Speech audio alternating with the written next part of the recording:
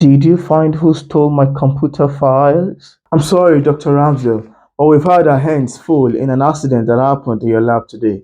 A serious one with it. What happened? Apparently, Dr. Holden went back into the lab yesterday night together with his brother Sen and Miss Triplehorn. I've not been fully appraised of the incident, but it seems as if there's some sort of radiation. Is he hospitalized? Triplehorn was the one injured, sir. I thought you said Holden. No, sir, Dr. Holden sustained no injuries. How did this happen? Were non-laboratory individuals allowed into the premises at that hour?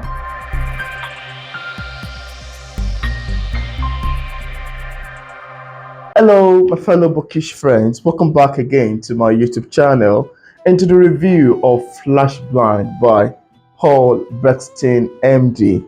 My review of this book is actually going to be straight to the point because I found the book to be so captivating. It's a medical thriller actually, and it's my first time ever reading a medical thriller, which was one of the reasons why I found it to be so captivating and very wholesome. There's something about this book that had me captive until I finished indulging my relatable emotions in it. There is something about it that I found to be absolutely amazing, to be so captivating. It's a novel that reads cynically. It's a type that you can paint image in your head as you read along. And it's a type that depicts those medical movies that you must probably have watched. And that's one of the reasons actually why I consider it to be very pulling, very captivating, so emotional. A lot of secrets in there, a lot of things mentioned in there that are quite medical. That even outside my review, got me making quite a lot of research about sperm mutation, research about chromosomal problem, research about gene mutation, about xeroderma pigmentosa (XP), research about cancer, about radiation exposure, quite a lot of other things encapsulated in the book. I've been following Paul Bernstein's writing for some while now, and I want to say that he's such an amazing writer. He's a writer that I find his writing style to be so captivating, to be everly emotional, to be so intriguing, the one that you keep painting image in your head as you read along. Honestly, it's beyond description. If you've not tried out medical thrillers before, I have to urge you to try out Flashblind because there is much to the book actually that I can describe. Okay, before I move into my review, I'd love to read a synopsis at the back page of the book. A brilliant geneticist, Jake Auden, has relocated to his hometown in New Mexico to further his research on a rare genetic disorder at the renowned Los Alamos National Laboratory, made famous for its involvement in Manhattan Project. Almost immediately upon his arrival, Jake is swept up into a world of greed, ambition, and secrecy as he finds himself in a race to possess the genetic fountain of youth. But the more he tries to save his family's future, the more he learns how intrinsically tied his family is to the laboratory's dark and infamous past. With every corner closing in around him, Jakes finds himself on the verge of possessing the holy grail of the medical community, the ability to rewrite human DNA. And that's what you stand to gain reading through Flashblind by Paul Bernstein. That's what you stand to experience reading through this amazing book that knocked me off my heels. So this book actually details the life story of the brilliant genetics Jack Auden, who, like I recited earlier on, relocated to his hometown to further his research at the Los Alamos Medical Laboratory.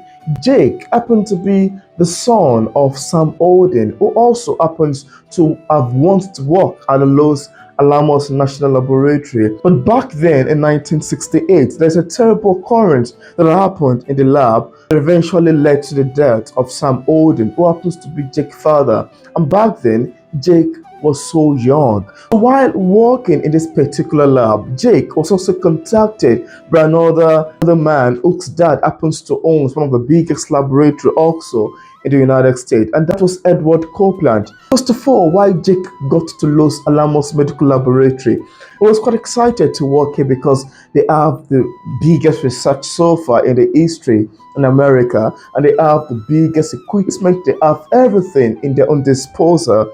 And a day after which he accepted the project or the offer of working with Ramsdale, Dr. Williams Ramsdale now happened to be the head of this Los Alamos National Laboratory.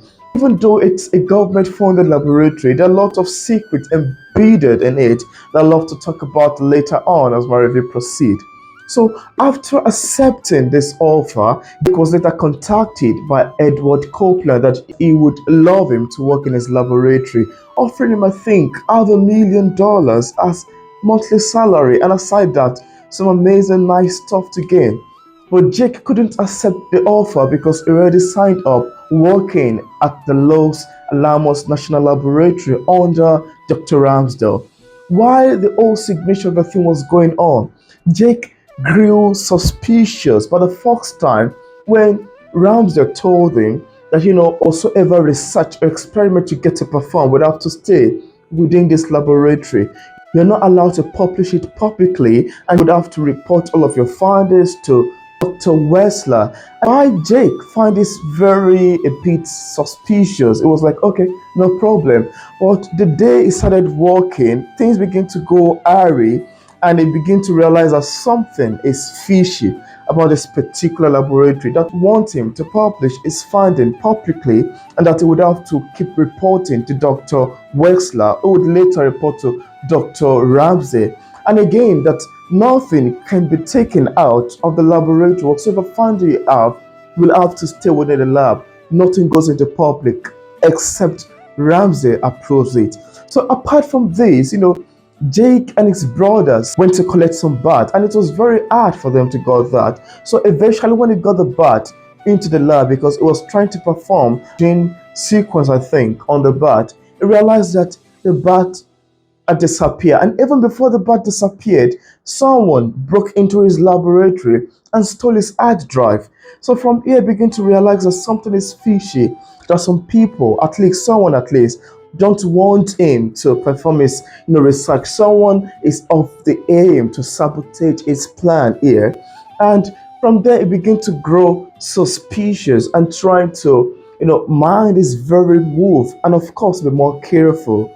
Apart from that, I love to go now a bit into another character, because that's one thing I love to say about the book Flashblind.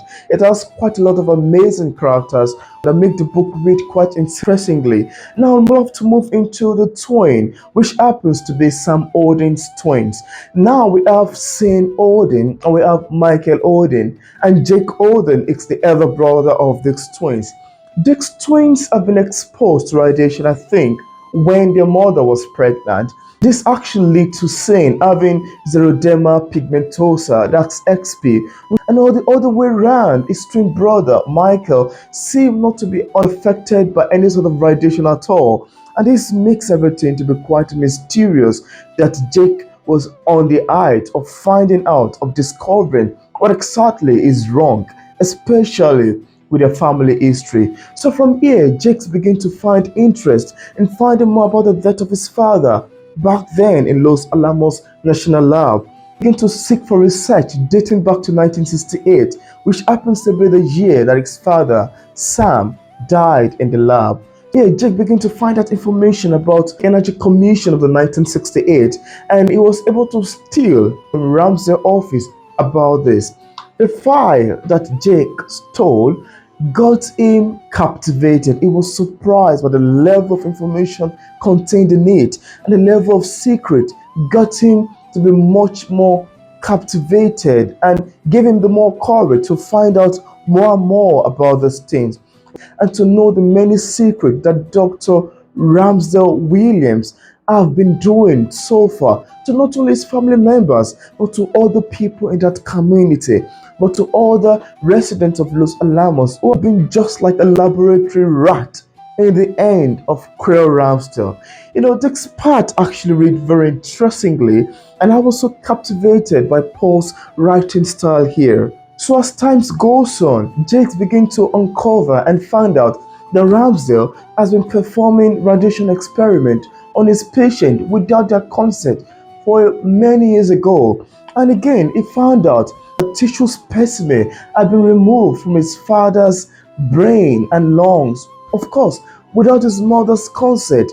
And this, alongside with many things that Jakes began to discover about the making of his twin brother, about his own mother, how he had used his mother as a lab rat to test the effect of cancer, is so heartbreaking and terrible. And this part reads quite interestingly. Begin to have this hatred towards Ramsdale, but then he cannot stop working for him yet because he needs to find a cure to xeroderma pigmentosa, which his brother saying is currently undergoing or suffering from.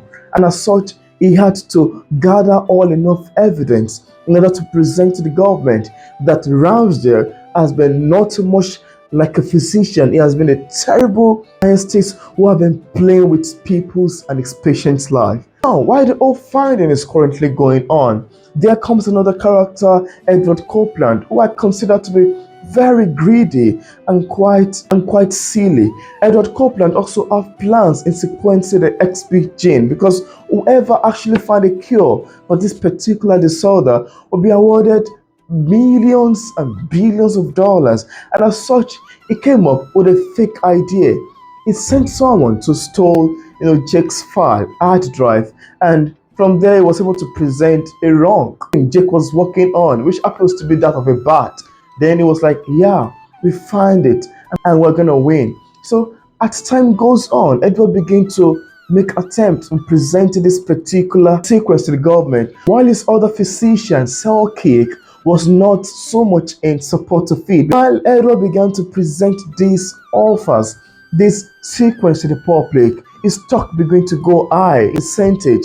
And while information got to Jake, to Wessler, that Edward Copeland had got the XP sequence gene and he's going to present it very soon, Jake was quite surprised. Was like, oh no, that can't be true. It's a lie, because Edward told him that he should work with him. And how the hell did they come to get XP sequence? So as the story unfolds, things begin to turn over and over again. I need to say that I am so sad to know about the death of Tess Odin, who happens to be Jake's mother. This woman has suffered a lot under the hands of Ramsdale, and something quite surprising to me in the novel. I'm not very sure if Tess Odin is in a romantic relationship with Dr. Ramsdale. That I'm not sure of, but the characterization and the kind of scenes that exist between them kind of seem as if there's some secret I'm not yet familiar with. But then each time Tess gets sick, they will always take her to Dr. Ramsdale. And funny enough, Ramsdale seems to be one of the most greatest hospital in that community, and as such, there's no other person who is skilled in the treatment of radioactive exposure other than Dr. Williams Ramsdale. This is why most people have no other place to go except going to Williams Ramsdale, who happens to be using them without their own consent. So Tess Odin has been battling cancer for quite a lot of time, and she eventually died based on it. Then the death of his mother and the death of his father get him to be so captivated, to be eager, wanted to find out more about his family history. Why is it that same as xeroderma pigmentosa and his twin brother, who happens to be his own brother too, Michael Odin, do not show any sign of xeroderma pigmentosa? And funny enough, when these guys were mistakenly exposed to radiation in Jake's laboratory, which eventually leads to the death of Blair, I was quite surprised that Michael, even having been exposed to radiation, is unaffected at all. There is something hidden that these doctors are trying to work on, using human as an experiment in order to save other people's lives, but they are doing it quite, of course, illegally. Aside that, there are human body kept for years in a secret place all a doing of Dr. Ramsdale. He has, brain tissues kept, he has blood sample kept from that of Saint, from that of Michael, and he has been conducting many years of research with human beings without their consent. And this, of course, I consider to be very bad and wrong. So this led Jake to be curious, to want to find out more about the doing of Ramsdale and that of his secret plot. Though at each point, Jake is being watched. We have people from that of Edward's side and even people from Ramsdale keeping watch on him, wanting to kill him in the cave. He survived that. Wanted to kill him again when he visit the cemetery. He survived that. Wanted to kill him any attempt, anywhere he goes. They always, after his life, they want him dead. They don't want him to expose their secret because Ramsey, after realizing that files about 1968 has been going missing in his lab, has been going missing in his office, and is on the height of suspecting Jake to be the doing of this. That, oh, I think Jake is still about something. He's still curious about the death of his father.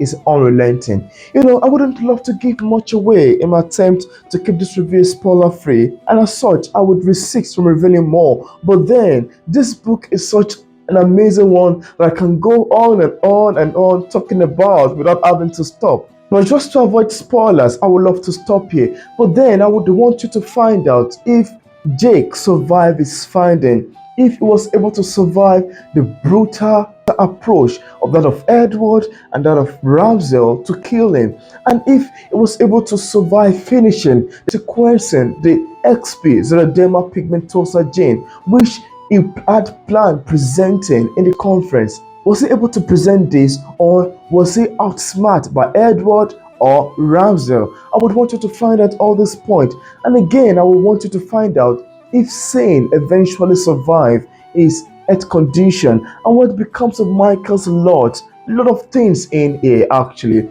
And I want to say that I love the characterization. Also, I want you to find out what become the lot of Edward Copeland long after presenting the long XP gene to the public, and long after deceiving the public that he found a cure to it. There is much to be said about Flashblind. It is amazing. It is well written. The characterization are quite amazing.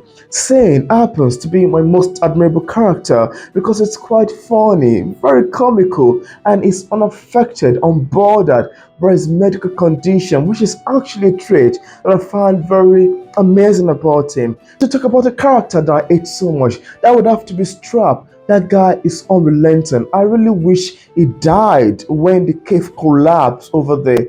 I don't know I survived it, but it's quite funny when I saw him emerge again and after Jake's life. There's much to say about the book. Very lovely, very captivating. And when I read the author's note section, I was quite surprised, that most of the example that Paul Bernstein mentioned in his novel are stylishly real. I was surprised by how some scientists would go about, using human as an experiment without their consent, and how they could test radiation on human body. And I read a particular section here on how prisoners in Utah had blood removed, irradiated, and returned to their body without their consent. You can imagine how dreadful that is. And again, prisoners in Oregon around 1968 and 1973 were treated with testicular radiation to determine radiation hazard to testicular function in space flight.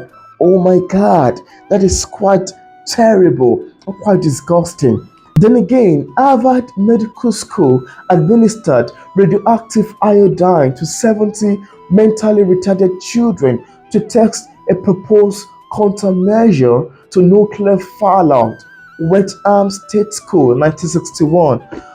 Oh my God, there's much more mentioned in the author's note section that got me feeling uncomfortable and so much concern. And I was like, this is so bad. This is outrightly terrible. And I so much love Paul Bernstein's writing style. I am now ill over excited. Reading Flashblind, I have me becoming a fan of him. And again, I've read another book by the same author, Paul Bernstein, which is Courage to Heal, that I recently reviewed some months ago. I left a link in the description part of this video where you can check a sample of that. So if you would love to get a copy of Flashblind by Paul Bernstein, I left a link in the description part of this review where you can get a copy directly on Amazon. And if you watch this video to this point and you're yet to click on the subscribe button, I want to urge you to please click on the subscribe button. Don't forget to turn on the notification bell so you can get notified anytime I release new videos. There's actually much to say about Flashblind. It is captivating, it is awesome, it is suspenseful, it reads cynically, it's an amazing medical thriller. And first of all, my first time experience with medical thriller. I love it wholeheartedly, and I look forward to checking out more work by Paul Bernstein. So, this is where I'm gonna stop my review of Flashblind. Thank you so much for watching, and see you in my next video. Goodbye.